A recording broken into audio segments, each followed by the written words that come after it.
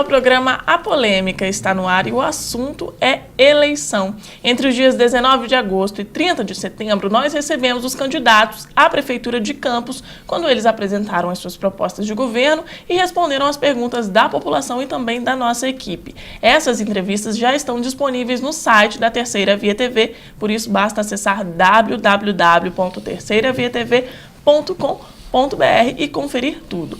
Hoje, eu e o jornalista, diretor de jornalismo aqui do Sistema de Comunicação, Aloysio Balbi, estamos recebendo o professor e cientista político José Luiz Viana. Seja muito bem-vindo ao nosso programa, professor. Obrigado. Já queria perguntar o que levou o senhor a estudar mais profundamente a política?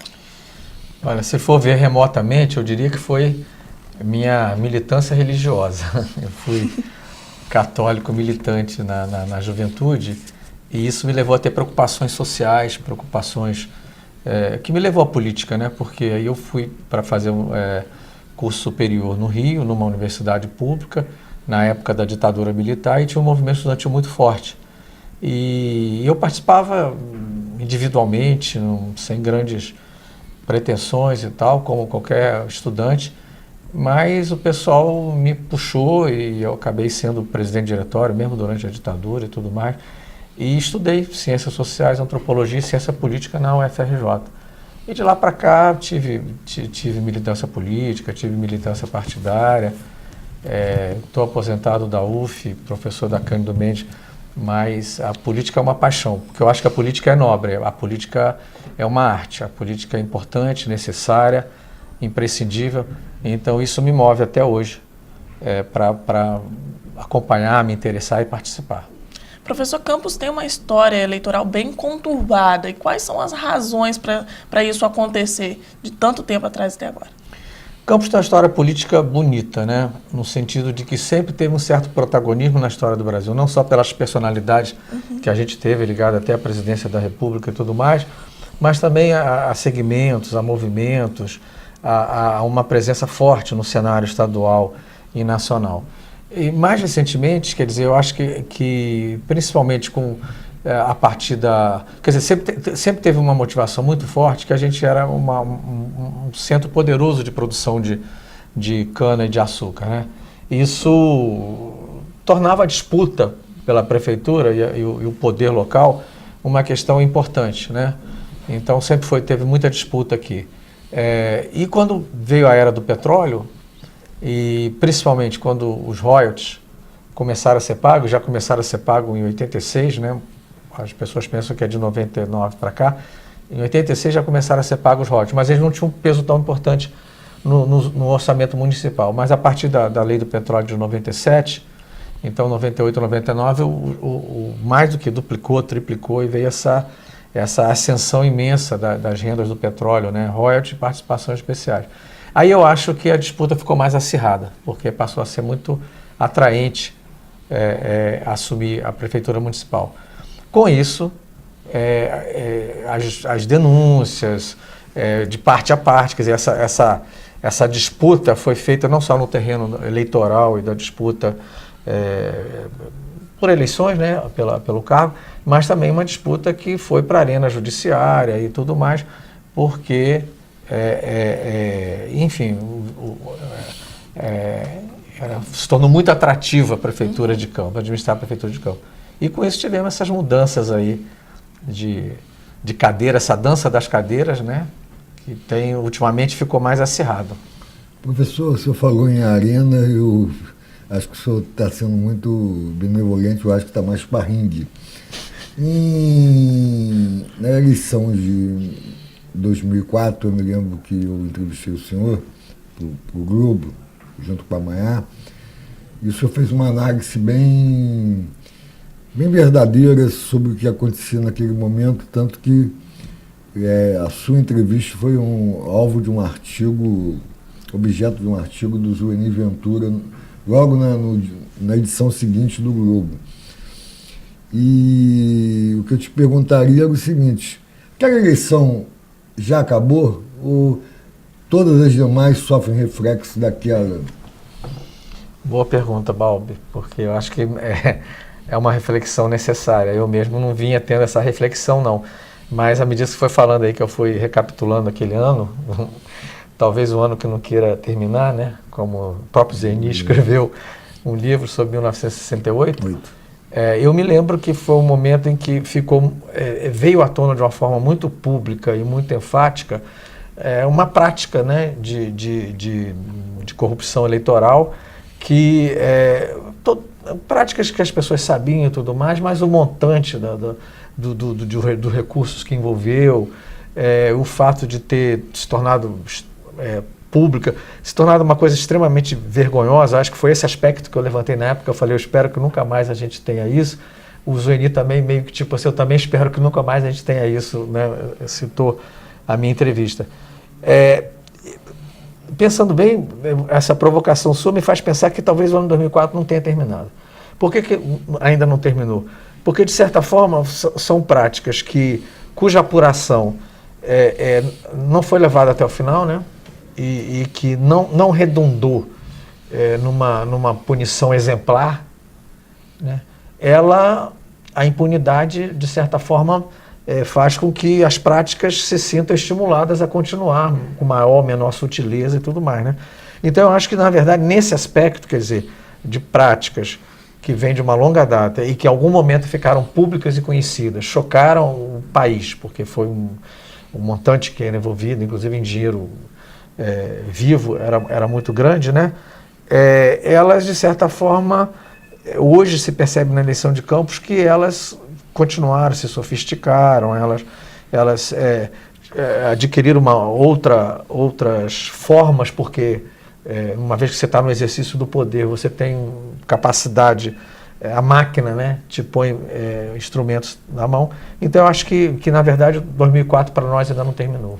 Mas esse quadro de 2004, perdão, tinha uma fisionomia assim, porque tantas essas práticas eram de ambos os lados, de um grupo que se rachou, quer dizer, o que resultou numa decisão da Denise Apolinário de anular o pleito todo, quer dizer, era quase que um jogo de ping-pong entre um grupo que era homogêneo e que depois se rachou no... Sim, na época teve o desfecho da anulação da eleição. O que fica na minha cabeça, que faz que 2004 não terminou, é que em algum momento, em outras instâncias, isso de certa forma fica neutralizado, né? E o que permite com que, como eu falei, mudando, sendo mais sutil, saindo de uma forma indo para outra, você manteve isso, entendeu? Quer dizer, a impunidade que eu falei é o fato de que a punibilidade não foi igual para todos, né? Teve vários lados, como você falou, não foi igual para todos e, de certa forma, ficou preservada uma forma de fraude eleitoral que permanece. Professor, o senhor falou que a religião te motivou muito na política. E isso é histórico na vida de pessoas históricas. Nós estamos na iminência de ver o Rio de Janeiro eleger o primeiro prefeito de vertente evangélica. E a gente está vivendo o que está se chamando hoje do discurso do ódio, da intolerância, essa coisa da religião e política misturada. Isso. Nós tivemos em Campos um padre que foi quase que embalsamado, que é o padre Rosário, estou falando isso no bom sentido, até que o Vaticano pediu, não proibiu, mas pediu que os padres não mais participassem, que não tivesse atividade partidária. Como é que o senhor faz essa análise? Nada contra os evangélicos, nem nada contra, nós temos que ser tolerantes, mas existe esse discurso do ódio indiscutivelmente. Existe um discurso moralista na política hoje que eu discordo totalmente. Então eu acho que a gente tem que ter uma militância, aí para usar o termo religioso, se há alguma pregação que a gente tem que fazer hoje, é uma pregação que resgata a dimensão laica do Estado, ou seja, qualquer representante público, em cargo público, não pode ser parcial, demonstrar nenhuma parcialidade, favorecimento alguma corrente religiosa, né? Então o Estado tem que ser laico, o que seria, vamos dizer assim, uma neutralidade em relação às religiões.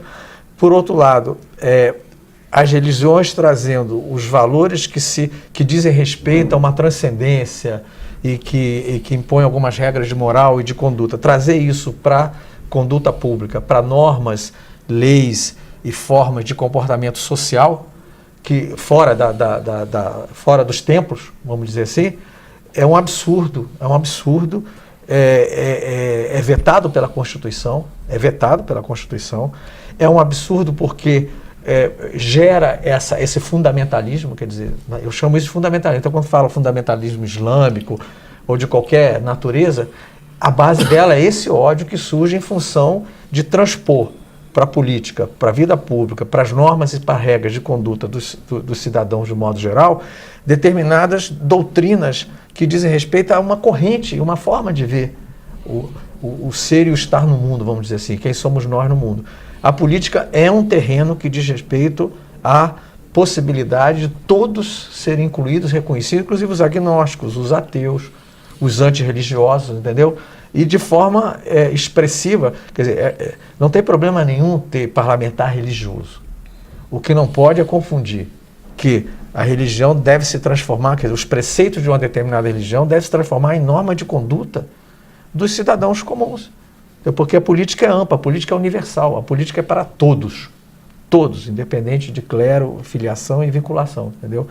E por outro lado também leva um moralismo à política que é prejudicial, porque a política é ampla, a política, veja bem, eu vou falar uma coisa aqui, que eu esqueci qual foi o político, deve ter sido um político mineiro que falou isso, que disse, a política é a arte, a prática de eu me aliar e governar junto com alguém que eu não tomaria nem um cafezinho, não apresentaria a minha filha e não, de quem não seria amigo. Ou seja, isso pode ser do ponto de vista dos padrões de comportamento pessoal e moral, no sentido assim, né? Eu não ando com fulano, eu não sou amigo de fulano porque eu não concordo com as ideias dele. Isso no plano pessoal, no dia a dia, você tem essa escolha. Na política, às vezes não tem. Então as alianças políticas e tudo mais, elas são necessárias e às vezes elas chocam, entendeu? Se no meio disso não tiver corrupção, né, nem aproveitamento particular indevido de recursos públicos, as alianças são extremamente necessárias. Por isso que a política tem que ser o mais plural e mais amplo possível. De você, para viabilizar um governo, ou viabilizar uma gestão, você fazer uma aliança íntima, no sentido de ocupação de secretarias e tudo mais, com quem você não teria amizade pessoal, não deixaria sua filha casar, vamos dizer assim, entendeu? Em termos pessoais. Então, esse político até falou para mim, lembre-se que a moral política é diferente da moral individual.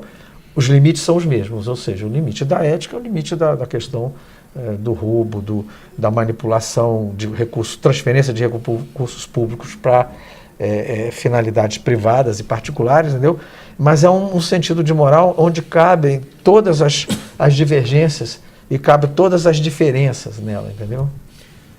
Professor, você falou de diferenças e, coincidentemente, as eleições municipais no Brasil coincidem, desculpa a redundância, com as eleições norte-americanas, que sempre tem, às vezes, maior espaço do que as próprias eleições municipais aqui. E a gente está vendo lá a eterna queda de braço entre os republicanos e os democratas. Eu queria que o senhor explicasse para a gente como que funciona esse processo americano que confunde muita gente, é considerada a maior democracia do mundo, mas o Al Gore, por exemplo, ganhou a eleição no voto e perdeu na corte. Onde não existe uma dicotomia nessa coisa americana eleitoral, quer dizer, o sujeito ganha